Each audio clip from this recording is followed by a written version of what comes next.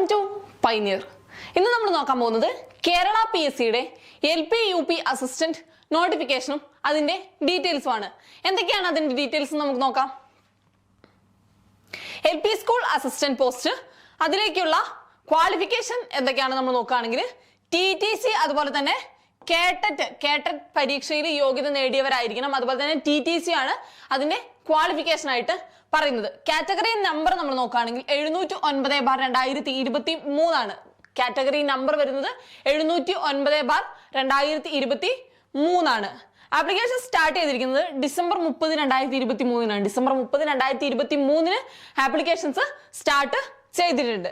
Closing date വരുന്നത് ജനുവരി 31 ജനുവരി 31 closing date വരുന്നത് 2024 ജനുവരി 31.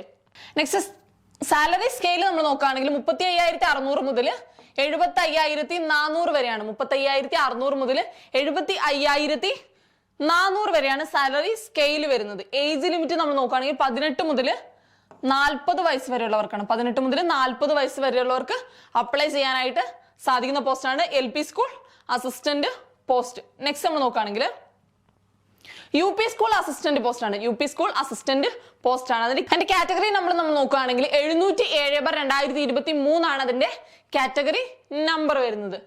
BEdകാർക്കും apply ചെയ്യാനായിട്ട് പറ്റുന്ന പോസ്റ്റ് ആണ്. BEdകാർക്കും അപ്ലൈ ചെയ്യാനായിട്ട് പറ്റുന്ന പോസ്റ്റ് ആണ് ഇത് UP സ്കൂൾ അസിസ്റ്റന്റ് പോസ്റ്റ്. അതേസമയം LP സ്കൂൾ അസിസ്റ്റന്റ് പോസ്റ്റ് BEdകാർക്ക് അപ്ലൈ ചെയ്യാനായിട്ട് സാധിക്കില്ല. TTC ഇല്ലാണ്ട് BEd മാത്രമുള്ളവർക്ക് ഒരിക്കലും അപ്ലൈ ചെയ്യാനായിട്ട് സാധിക്കുന്ന പോസ്റ്റ് അല്ല ഏത് LP school assistant post. UP school assistant പോസ്റ്റിന് BEd ക്വാളിഫിക്കേഷനും സ്വീകരിക്കുന്നതാണ്. ഓക്കെ, ആപ്ലിക്കേഷൻ സ്റ്റാർട്ട് ചെയ്തിരിക്കുന്നത് ഡിസംബർ 30 2023 ആപ്ലിക്കേഷൻ ഡേറ്റ് ക്ലോസ് ചെയ്യുന്നത് എപ്പോഴാണ്? ജനുവരി 31, 2024 ആപ്ലിക്കേഷൻ ഡേറ്റ് ക്ലോസ് ചെയ്യുന്നത്. ഓക്കെ, ഇത്രയൊക്കെയാണ് LP UP സ്കൂൾ അസിസ്റ്റന്റ് പോസ്റ്റുകളിലേക്കുള്ള ഡീറ്റെയിൽസ് എന്ന് പറഞ്ഞിട്ടുണ്ടെങ്കിൽ ഒഫീഷ്യൽ നോട്ടിഫിക്കേഷൻ ഫോളോ ചെയ്തിട്ട് എല്ലാവരും അപ്ലൈ ചെയ്യാനായിട്ട് ശ്രദ്ധിക്കുക. Thank you.